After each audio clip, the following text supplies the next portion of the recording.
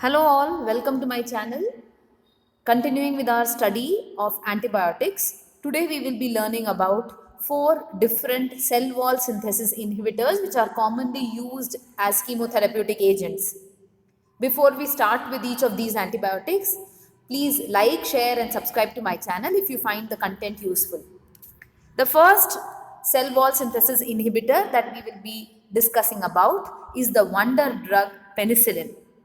Now, under each of these antibiotics, we will be studying them under four headings. We will study about their source, that is where they are obtained from, if they are a natural antibiotic, the structure of that particular antibiotic, the spectrum of action, and its mode of action. These are the four headings that we will be dealing with under each of these cell wall synthesis inhibitors. So, talking about the structure, source of penicillin. Now, this was an antibiotic that was the first commercial antibiotic to be discovered by Alexander Fleming in the year 1929.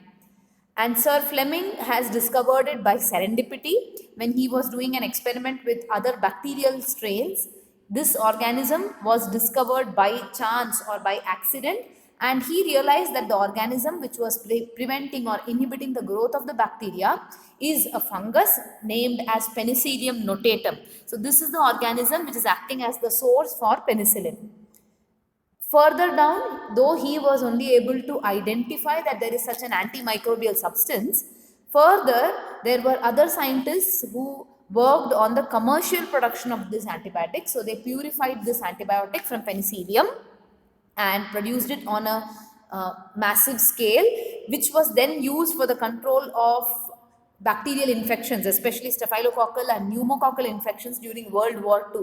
So those scientists which were the pioneers for the commercial production are Florey and Chain, who produced the same antibiotic from another species of penicillium, that is Penicillium chrysogenum. So when we talk about the source of the antibiotic, it is the Penicillium species of fungi. There are two notable species. One is Penicillium notatum and Penicillium chrysogenum. Both of them are fungi, and the structure which is shown in this slide is how the penicillium looks like. So, coming to the structure, this penicillin antibiotic comes under the beta lactam group of antibiotics. So, though the basic structure or the core structure is that of an amino acid and peptide compound, under the amino acid and peptide compound, they are mainly called as beta lactam antibiotics because they have a beta lactam ring. Now we have several natural and semi-synthetic penicillins in the market nowadays. So all of them are having difference in their side chain or R chain. That is why their mode of action, their range of action, their spectrum is differing. But what remains same, whether it is natural penicillin or semi-synthetic penicillin, the core structure, the basic nucleus that remains same is 6-amino penicillinic acid. Now, the 6-amino penicillinic acid is made up of a 4-membered beta-lactam ring, which is being fused with a 5-membered thiazolidine ring. So, the beta-lactam ring and the thiazolidine ring together gives us the basic nucleus of 6-APA or 6-amino penicillinic acid, which is the core structure or the basic nucleus that is found in all the penicillins. Where their action changes or where their resistance to the penicillinase enzyme changes is based on the side chain or the R group. So it is the R group that decides whether its spectrum can be increased, whether it can be moved from narrow to broad spectrum, whether it can give resistance to the stomach acids, whether it can provide resistance to the beta lactamase enzyme, or any kind of efficacy enhancement is based only on the R group, on the side chain. Otherwise, every type of penicillin, be it the natural or semi-synthetic penicillin, is made up of the core basic nucleus, that is 6-APA, 6-amino penicillinic acid, which is a combination of beta-lactam ring and thiazolidine ring that has been fused together. So based on the different types of penicillin, the R group changes. For example, we have penicillin G, which is the first penicillin that was discovered, that is called as benzyl penicillin. So the benzyl group is the R group that is attached over there. Or we have penicillin F, which is pentenyl penicillin, or penicillin V, that is phenoxymethyl penicillin. So every one of these penicillins is having a different R group or a different side chain that is going to decide what is the name of that compound, what type of penicillin it is, and all its other efficacy characteristics or parameters. Now, like I said, the penicillin core nucleus or basic nucleus, that is 6-APA, comprises of a 4-membered beta-lactam ring. This is the major structure that is involved in the action. The mode of action of penicillin is based on this structure. That is why every penicillin molecule has the 4-membered beta-lactam ring.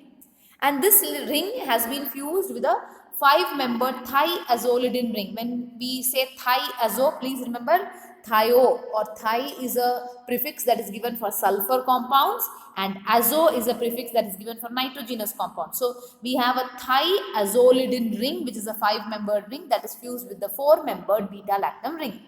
And attached to the 4-membered beta-lactam ring, as you can see over here, we have a side chain. So based on whether it is ampicillin, amoxicillin, methicillin, all these are modified penicillins, or whether it is a natural penicillin such as penicillin G, penicillin F, penicillin V, based on that, the R group or the side chain will change. And if it is always based on the side chain, the characteristics of the penicillin, that is the spectrum or its resistance to different parameters inside the human body, all that is based on the R group or on the side chain. So this is the core structure of 6-APA, which is found in all the types of penicillins.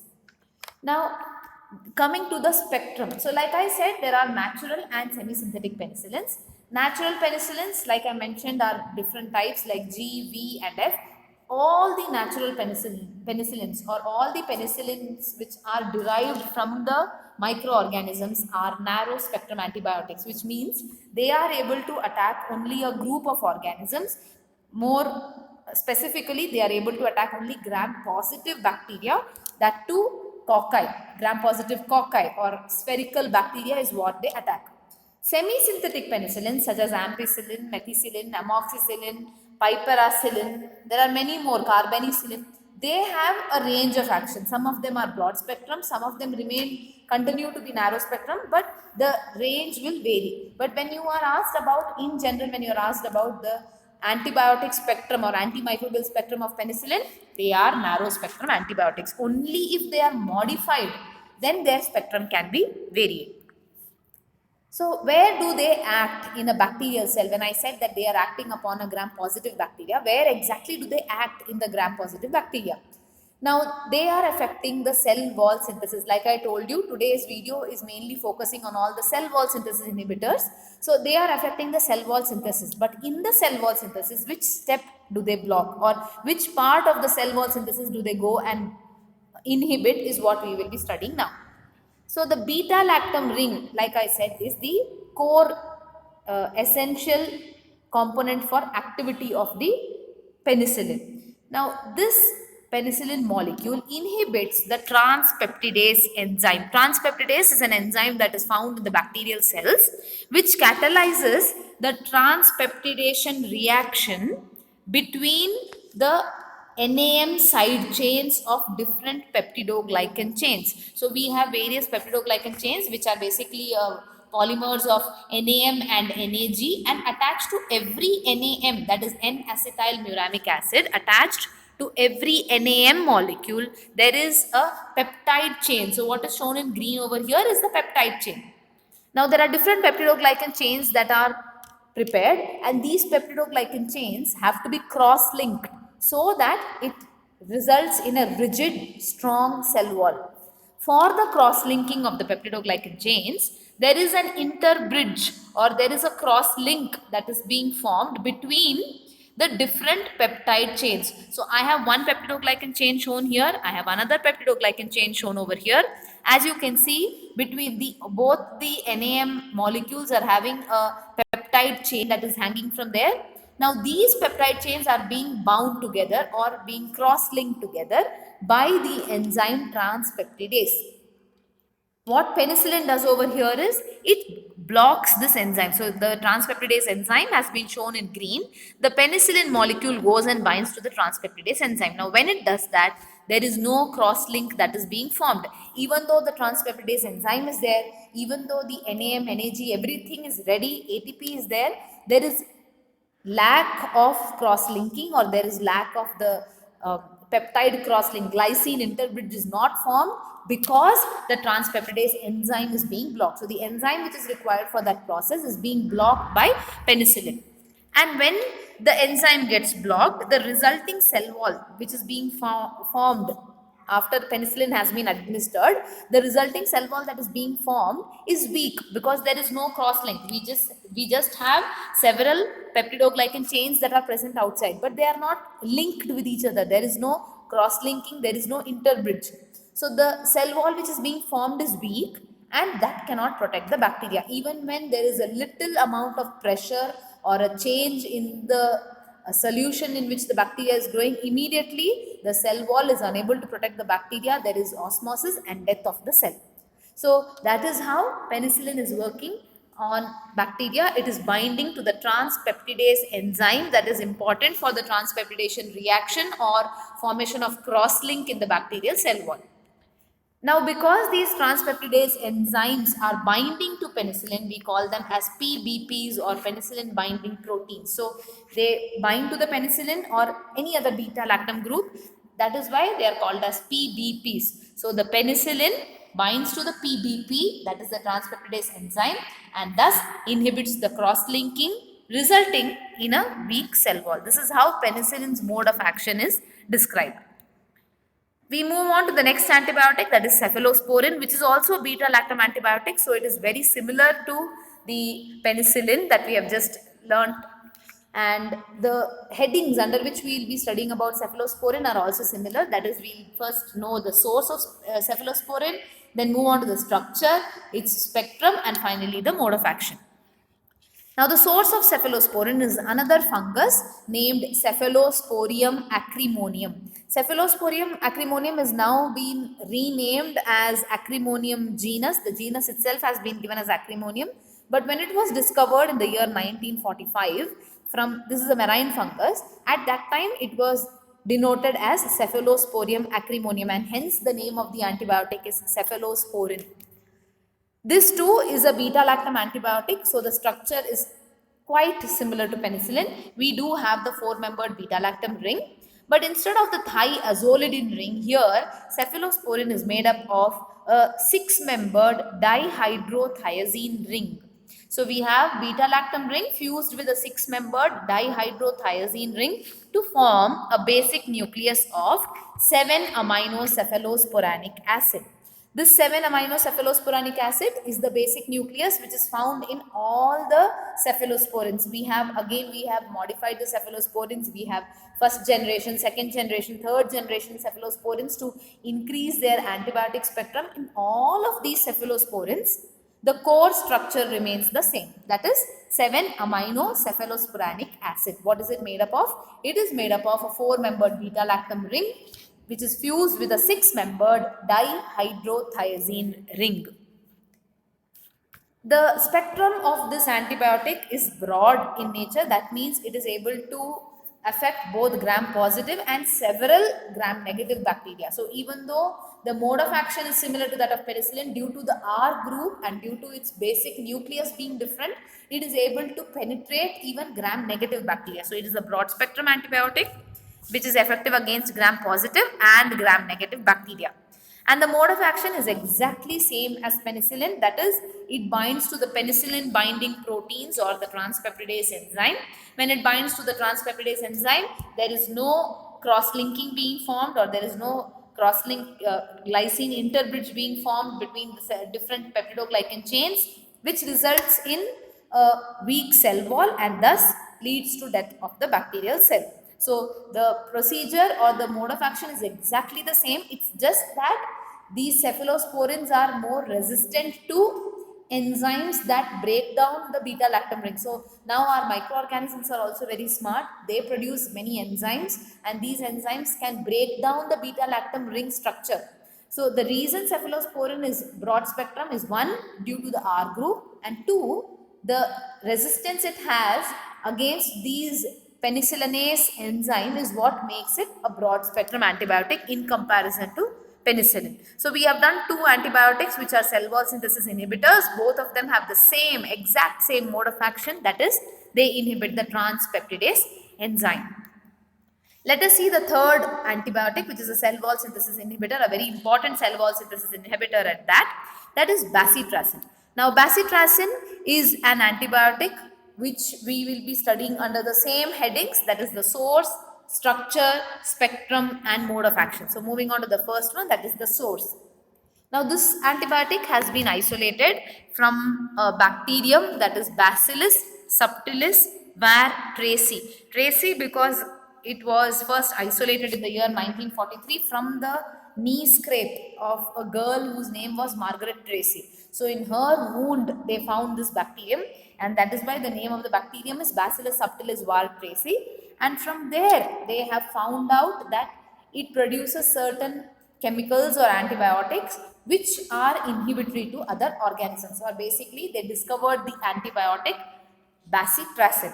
Baci is from bacillus, tracin is derived from tracy. This is the scientist Balbina Johnson. She is the one who has made this discovery of bacitracin. So the structure, it is a polypeptide antibiotic. So coming under amino acid and peptide antibiotics itself, it is an example of a polypeptide antibiotic. The spectrum, it is a narrow spectrum antibiotic, which means it is effective only against gram-positive bacteria. For example, Staphylococcus aureus. So it is effective only against a small group of bacteria, and it is also harmful to human beings, so it's not very commonly used, and even if it is used topically or only on the surface of the cell. It is not taken in. We do not take in this antibiotic systemically. The mode of action, this again is a cell wall synthesis inhibitor, but here the mode of action varies slightly. Now the bacitracin blocks the dephosphorylation of bactoprenol phosphate. So we have NAM and NAG precursors which are synthesized inside the cell. This is the cytoplasm. Then these NAM and NAG precursors along with the peptide chain are transported outside the cell so that they can form a complete functional cell wall. What happens is when they are to be transported outside the cell, they have a barrier of cell membrane or cytoplasmic membrane. So to get across the cytoplasmic membrane, they use a shuttle service, that is bactoprenol phosphate, which is an example of a lipid carrier. Now this bactoprenol, when it is attaching to the NAG and NAM pentapeptide, and when it is bringing the precursors outside to the cell, or when it is bringing the precursors to the exterior of the cell, it is in the form of bactoprenol pyrophosphate. So as you can see here, there are two phosphate groups that are attached, and it is in the form of pyrophosphate. Once it delivers its goods, once it is delivering the NAM and NAG pentapeptide, it goes back in the form of bactoprenol phosphate. So basically, it is traveling outside as bactoprenol pyrophosphate. Then along with the delivery of NAM and NAG, at the same time or simultaneously, it gets dephosphorylated and goes back to the interior of the cell in the form of bactoprenol phosphate. So it is going in again to carry the next load or carry the next set of precursors. Again it comes out in the form of pyrophosphate, delivers the goods, goes back inside in the form of bactoprenol phosphate.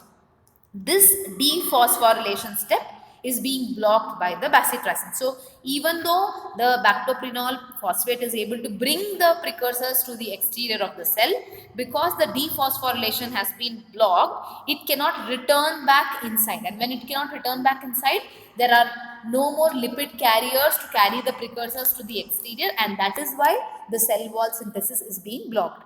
So bacitracin is working in a very unique fashion wherein it blocks the lipid carrier that is supposed to ferry or that is supposed to carry the precursors NAM and NAG precursors to the exterior of the cell. When this bactoprenol lipid carrier is being blocked, the precursors, even though they are ready inside, they are unable to come and form the functional cell wall outside the cell. So this is how we have the bacitracin working in blocking the cell wall synthesis of bacteria. Coming to the last antibiotic for the day, that is vancomycin. This too is a cell wall synthesis inhibitor, and we will be studying about it in the exact same headers, that is the source, structure, spectrum and mode of action. This antibiotic is derived from an actinomycete. Now actinomycetes are bacteria, they are gram-positive bacteria. It is just that they resemble fungi, that is why you have the suffix mycete. So they are derived from mainly from the soil, and this antibiotic is derived from an actinomycete named Streptomyces orientalis. This too has now been changed. The name has been changed to Amycolatopsis. The name Streptomyces has been completely removed here, and it has been changed to Amycolatopsis. But the original name for this organism was Streptomyces orientalis, and this antibiotic, that is vancomycin, was isolated from this actinomycete. The structure of this antibiotic is that it is a glycopeptide antibiotic, which means it is having both sugar molecules as well as amino acids. So it is an example of a glycopeptide, a peptide which is glycosylated or which is having sugar in it. This antibiotic is also narrow in spectrum, or its range is narrow spectrum, because it is effective only against gram-positive bacteria, more so against the cocci like Streptococcus, Staphylococcus, Enterococcus, and even a few rod-shaped gram-positive bacteria such as Bacillus and Clostridium. So it is mainly used against the staphylococcal strains which have become resistant to the beta-lactam antibiotics like penicillin and cephalosporin. When we have a strain that gets resistant to those antibiotics, that is when vancomycin comes in it, because it is used against such resistant strains. But again, it is a narrow spectrum antibiotic because it is active only against the gram-positive bacteria. Now this vancomycin too is a cell wall synthesis inhibitor, but its mode of action is slightly different from that of penicillin because it prevents the cross-linking. Yes, like penicillin or cephalosporin, it prevents the cross-linking, but if you remember, those antibiotics were binding to the transpeptidase enzyme, which is supposed to do the cross-linking. Instead, here, vancomycin binds to the polypeptide chain itself. So, even though the transpeptidase enzyme is ready and wanting to do the work, it is unable to because the vancomycin has bound and blocked the polypeptide chain. So if you can see here, the what is shown in blue is the vancomycin that is going and blocking the polypeptide chain. When it blocks the polypeptide chain, it thus prevents the cross-linking. So as you can see here, it prevents cross-linking between the adjacent peptidoglycan strands, leading to a weak cell wall. So though the effect is same as penicillin and cephalosporin, where vancomycin acts is different. Penicillin and cephalosporin were acting on the transpeptidase enzyme, whereas vancomycin is acting on the polypeptide chain itself. As you can see over here, this is just to show you a different scenario where the antibiotic is not effective on the bacteria. So the bacteria is vancomycin resistant. In that case, the vancomycin is unable to go and bind to the polypeptide chain, and our cell wall cross-linking enzyme, what is shown in gray is the transpeptidase enzyme, is able to come and bind and do its work, thus forming a cross-link. On the other hand, as you can see here, when the strain or bacteria is vancomycin sensitive, vancomycin will block the polypeptide chain and there is no formation of a cross-link here. So with that, we have finished with the 4 cell wall synthesis inhibitors. Just to summarize, the first 2 that we did were beta-lactam antibiotics. They come under the peptide structure itself. The first one, penicillin, is derived from Penicillium species of fungi. Cephalosporin is derived from Cephalosporium species of fungi. Penicillin is narrow spectrum, whereas cephalosporin is broad spectrum. Both of them are inhibiting the transpeptidase enzyme and thus blocking the cell wall synthesis. On the other hand, the next 2 we did, bacitracin is derived from a bacteria, Bacillus subtilis, and it is a polypeptide by nature. It is a narrow spectrum antibiotic which inhibits the bactoprenol lipid carrier. Vancomycin is derived from another bacterial form, that is an actinomycete named as Streptomyces orientalis. It is a glycopeptide having a narrow spectrum and it inhibits cross-linking by binding to the peptide chain. So these were the four antibiotics that are cell wall synthesis inhibitors. There are several more cell wall synthesis inhibitors that we know of or that are in use, but these four are a few of the important cell wall synthesis inhibitors that you should be knowing about. So in the next video, I'll come back with other modes of action or antibiotics which are inhibiting protein synthesis or they are disrupting the cell membrane, and we will be studying about where they are derived from, what is their spectrum and what is their mode of action. I hope this video has been useful for all of you. Thank you very much.